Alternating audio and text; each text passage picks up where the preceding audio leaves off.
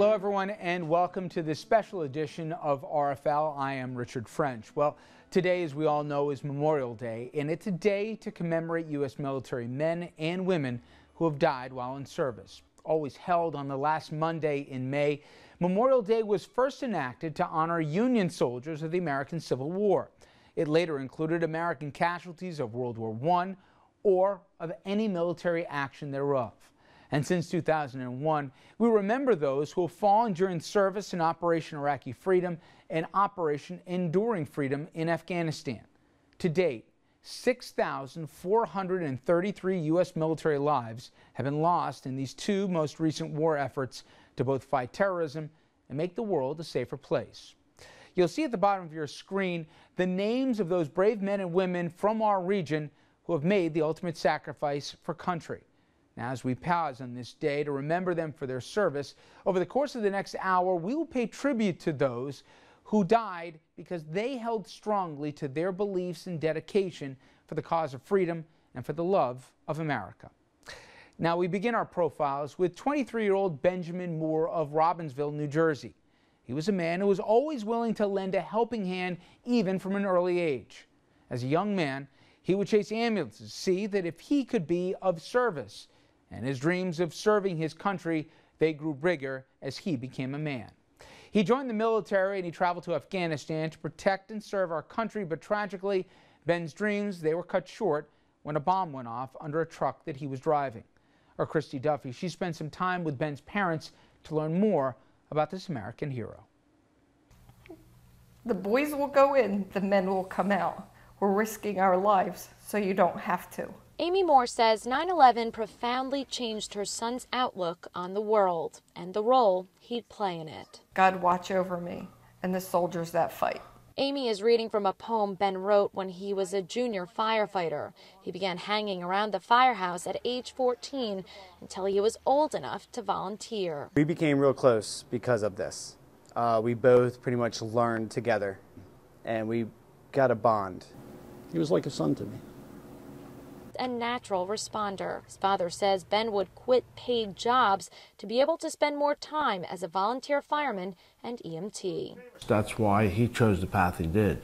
Ben eventually decided to join the military at age 21. A year after signing on, Ben was on a plane to Afghanistan. Ben's job was clearing the road of IEDs, or improvised explosive devices, bombs buried in the ground by enemy insurgents that can be set off by a remote or when pressure is applied. He was out in the battlefield. He was out in a bad place. So every day you live this stuff, waiting for a phone call or waiting for an email or something, you know, waiting for something on the computer. Ben was stationed in Ghazni province in Afghanistan, about 60 miles from the Pakistan border. He drove what's called an MRAP vehicle, or a mine-resistant, ambush-protected vehicle. His unit on the front line, clearing a path for the convoy to safely move through. His position putting him at high risk. Ben survived 2 IED blasts. It blew up right in front of him both times, like right there, like they stopped before the IED went off, and it just blew up right in front of him. Andrew Doc Collins served alongside Ben. He was the medic for their unit and was right there for Ben if and when something went wrong. But Ben was there for Doc too, his heroic instinct kicking in when a blast went off under the tractor of an Afghani farmer and his family. And we hear a blast go off behind us. And so I look back, and there's this puff of smoke and a tractor that was tipped over. He ran up to the vehicle, you know, because he knew he had to help out. Running over even though that area had not yet been cleared. It was off the road and could have been riddled with IEDs. By the time I got there, pretty much everything was taken care of. Ben's last visit home was during the holidays of 2010. He even got stuck due to a snowstorm and was able to stay with family and friends for an extra week before heading back to Afghanistan for what would be his final mission. He was nervous. He was scared. And all the guys were like, you know, this is like our 70th mission. It'll be okay. Ben usually slept on the bottom bunk, but that night before mission, he had borrowed a Bible from one of the guys. And he was up on the top bunk, and he was reading the Bible. He went out. I mean, he must have knew it. Of the 5 men in the MRAP vehicle, only 2 survived the blast of a 500-pound bomb blowing up right beneath them.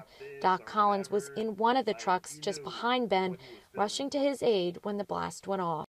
I was there, and, you know, I had to take my 3 fallen comrades off the battlefield. 23-year-old Specialist Benjamin Moore, 30-year-old Staff Sergeant Omar Aceves, a father of 6, and 20-year-old Corporal Jared King on January 12th of 2011. Ben was supposed to return home just 5 months later, just in time for his brother's wedding.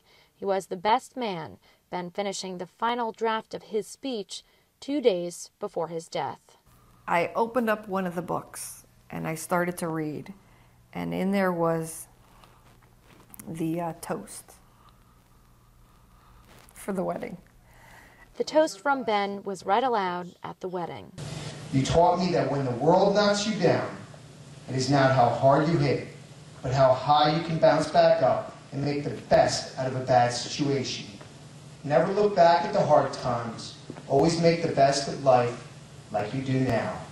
Cheers. Cheers. He loved his home where he was from. He would always talk about it, and I found out why. And you never know how precious life is until something like this hits home. Miss him every day. Miss him every day. And I think about how many people he would have helped in a lifetime. We all miss him. Everyone misses him every day. I signed up to defend my country from any enemy, foreign or domestic, and that's what I will do. Whatever that toll may be, there's no doubt in my mind that I will be home.